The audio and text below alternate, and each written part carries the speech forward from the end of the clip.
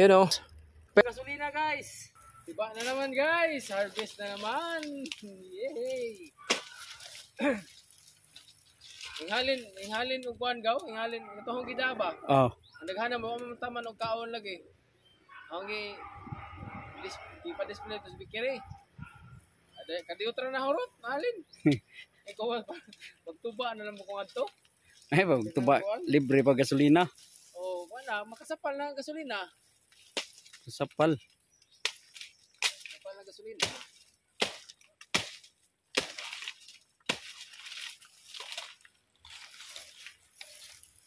Gasolina.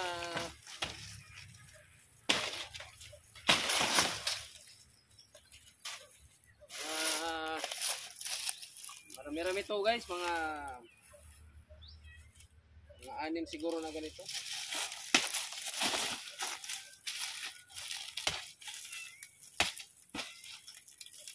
Okay.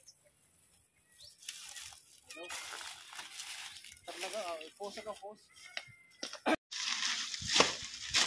Libre na pang gas nito guys.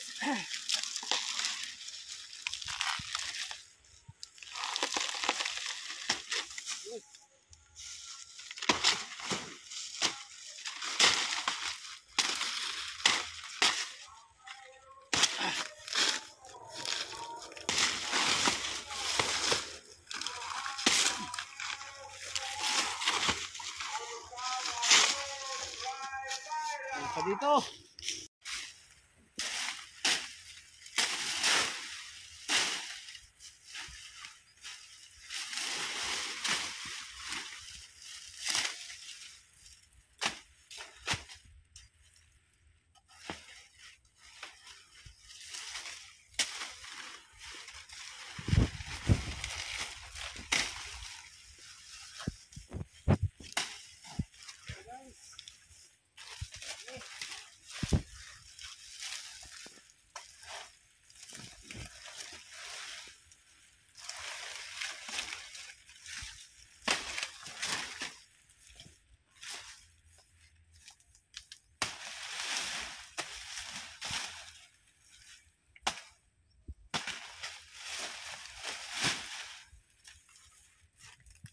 Yun, dami.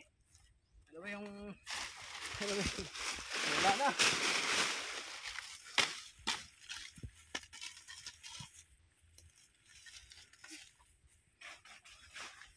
Ano pa doon? Post. So guys, dalawa. Pero medyo langanin pa konti. Pero pwede na, pero langanin pa. Ito na lang.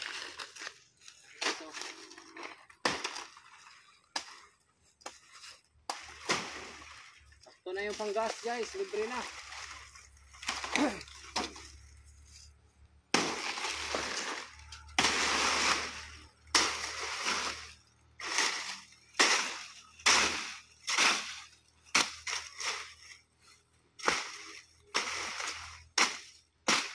Okay, ilang muna.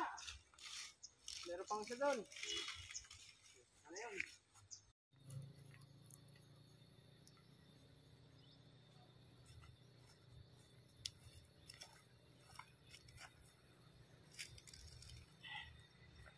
Post na.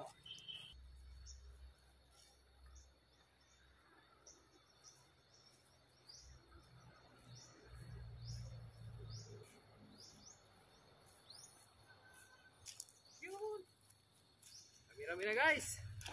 Bawi na yung pang gasolina guys. Meron pa.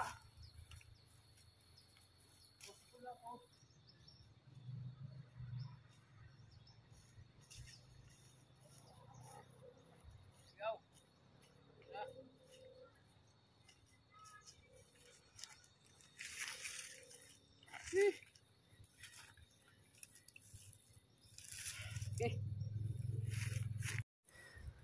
You know, harvest na guys. So tamang-tama lang to pang gasolina.